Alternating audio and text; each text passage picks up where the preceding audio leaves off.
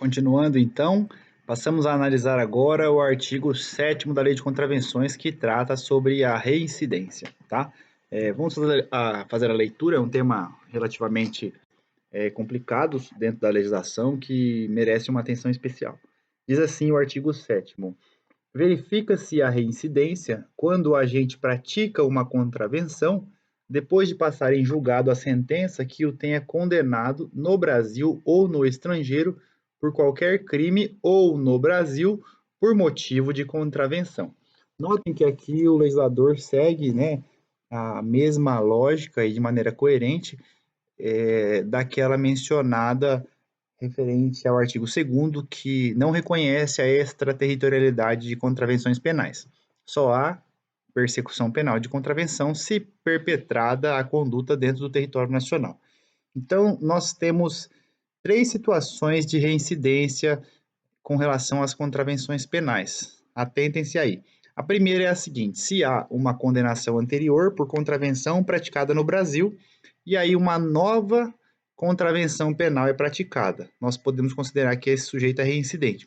Contravenção no Brasil, condenação transitada em julgado, nova contravenção, reincidente. Ou se há crime, lógico, né, como prevê o artigo 63 do Código Penal, reincidente.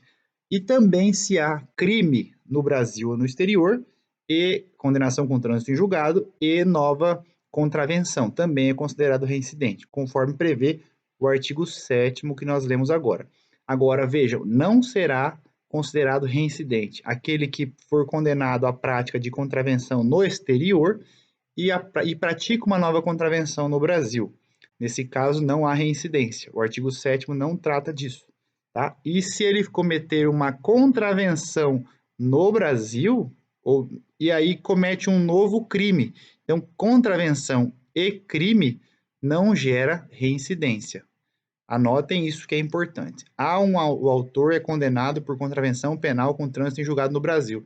Se ele comete um novo crime, ele será considerado primário, tá?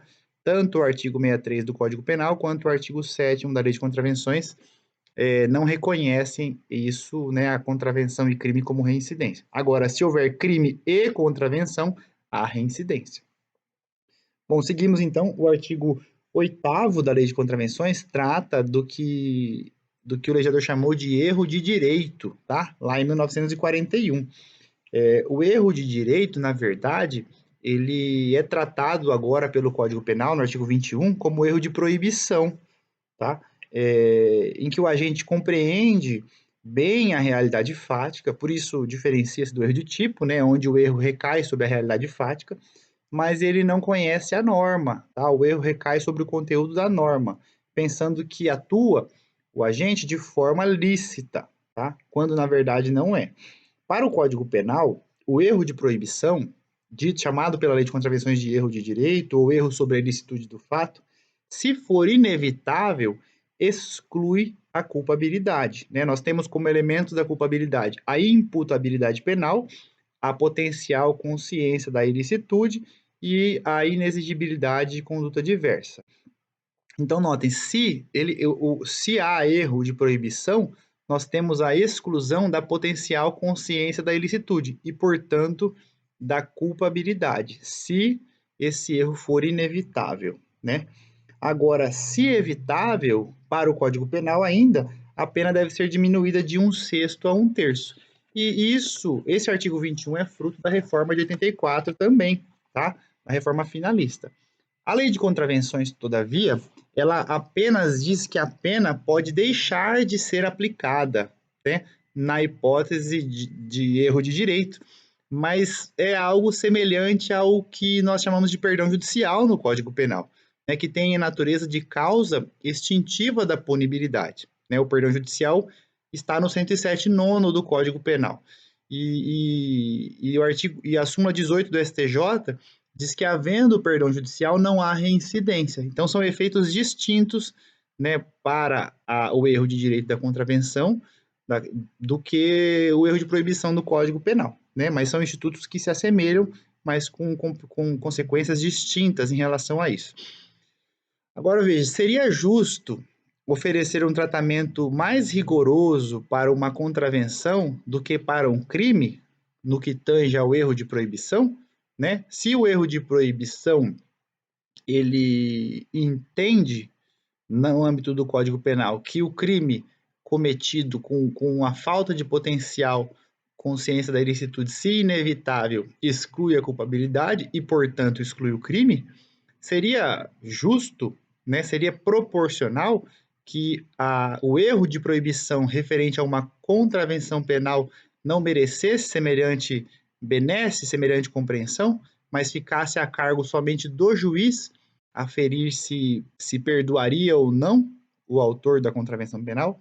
Por isso, cabe essa crítica, né? Diz assim o artigo 8º da Lei de Contravenções. No caso de ignorância ou errada compreensão da lei, quando excusáveis, a pena pode deixar de ser aplicada, tá? Então, notem que ela fica a cargo do magistrado. A diferença, né, do que nós temos aí em relação ao Código Penal. O artigo 9º fala sobre a duração e o limite das penas, tá? Perdão, o artigo 9º fala sobre a possibilidade de conversão da pena de prisão e multa. Diz que a multa converte-se em prisão simples de acordo com o que dispõe o Código Penal.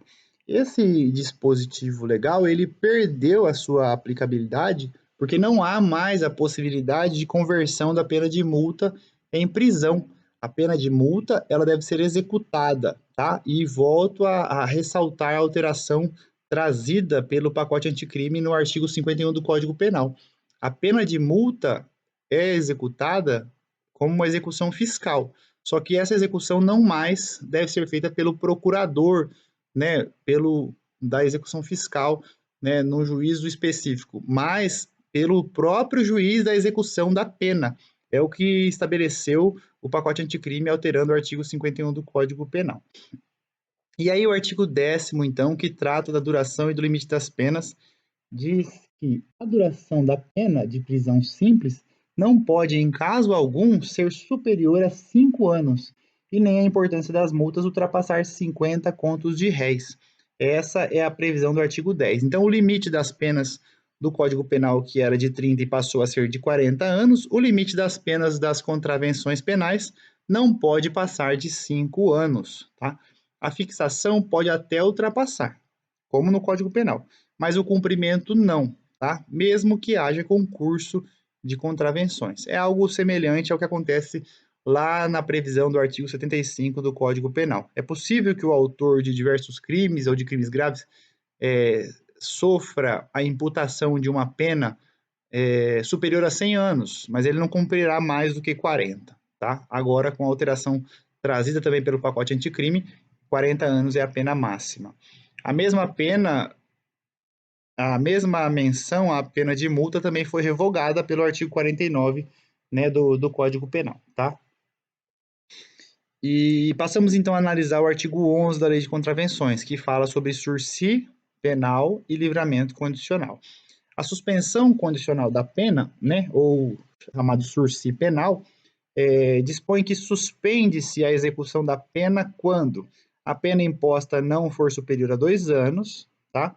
For incabível a substituição por pena restritiva de direito e as circunstâncias judiciais forem favoráveis e o réu não for reincidente. É o que consta lá no artigo 77 do Código Penal, são esses os requisitos.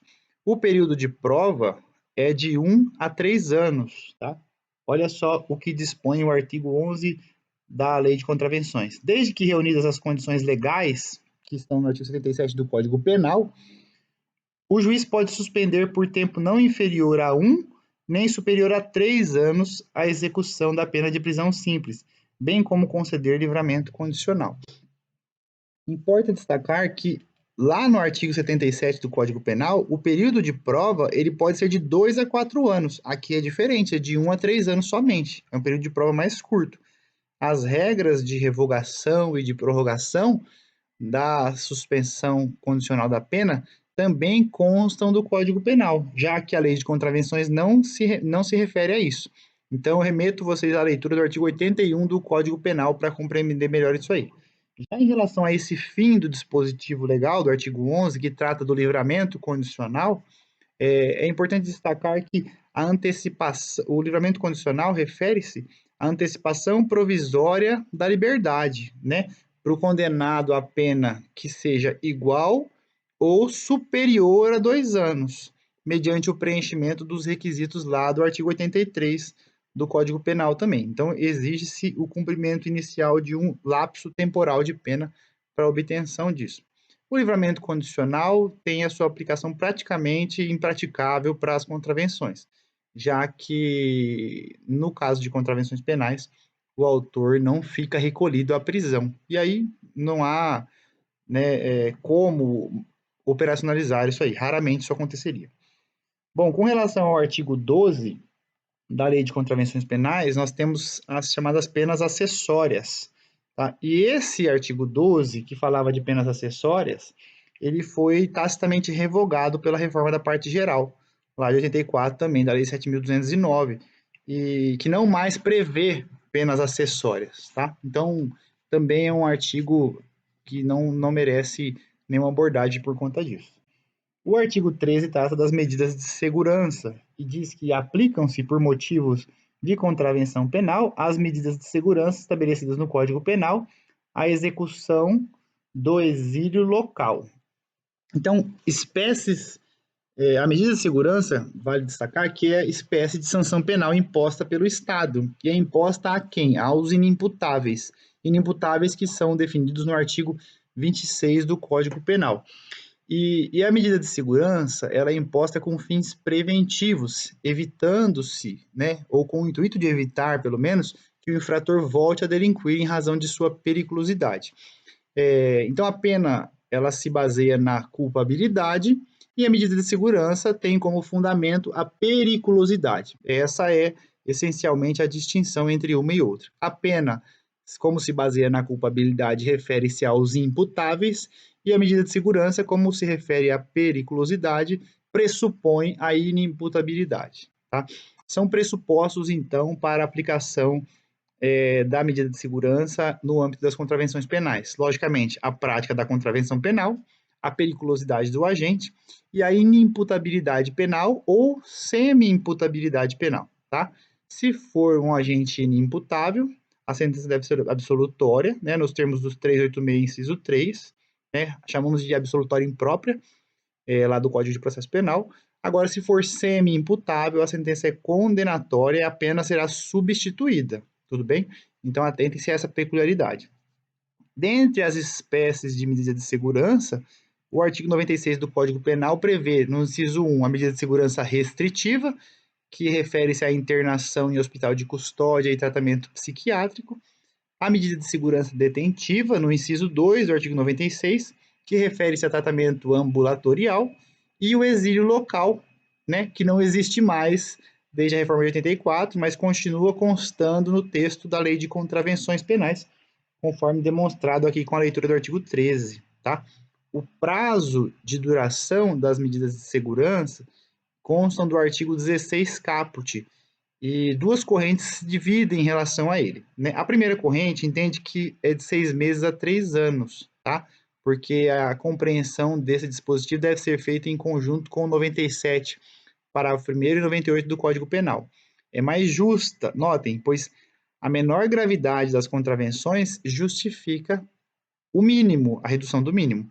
Já a segunda corrente entende que o prazo não é de 6 meses a 3 anos, mas de 1 a 3 anos. Então, a pessoa que comete uma contravenção penal e é inimputável ou é semi-imputável submetida à medida de segurança, deve cumprir a medida de segurança tendo como prazos mínimo e máximo de 1 a 3 anos. Isso também se baseia no Código 97, parágrafo 1º do Código Penal, que revogou o 16 da Lei de Contravenções Penais. Tá? O artigo 17 da Lei de Contravenções Penais diz respeito à ação penal. Em todos os casos de contravenções penais, a ação penal é pública incondicionada. O artigo 129.1 do Código da Constituição de 88, ele revogou o procedimento judicialiforme, tá? Em que a autoridade policial poderia oferecer a denúncia de contravenção penal. Hoje não mais, somente o Ministério Público, na figura do promotor de justiça e dos procuradores, exercem a titularidade exclusiva da ação penal, tá? Todas as contravenções são infrações de menor potencial ofensivo e, portanto, de competência do Juizado Especial Criminal, e as ações penais de todas elas são públicas incondicionadas. A súmula 38 do STJ, ela fixou, né, o entendimento de que cabe somente à Justiça Estadual comum a persecução penal das contravenções penais. Então, não há competência federal para contravenções penais, só competência da Justiça Estadual comum. Logo, todas serão apuradas pela polícia, né, dos estados, pelas polícias dos estados, e julgadas pelo Poder Judiciário Estadual no âmbito da Justiça Comum. Tá? Existe um caso excepcional que diz respeito à contravenção penal de vias de fato, tá? Em que a jurisprudência tem exigido a representação. E aí seria, então, uma ação penal pública condicionada. Então, a tendência é isso, né? Isso é por conta de o crime de lesão corporal leve exigir a representação, salvo no caso da violência doméstica, e aí, proporcionalmente, né, e por um critério de razoabilidade, a jurisprudência tem exigido também do crime de vias de fato a representação do ofendido, mas não consta essa previsão legal na lei de contravenções. Tudo bem? Então atentem-se a isso, sobretudo os senhores, né, escrivães, que deverão tomar aí para evitar problemas, né, no âmbito do judiciário, da persecução penal, nos casos de vias de fato, a representação, colher a representação daquele que é tido como ofendido, tá bom? Encerramos então a análise da parte geral da lei de contravenções e no próximo vídeo volto com a parte especial. Obrigado e até logo.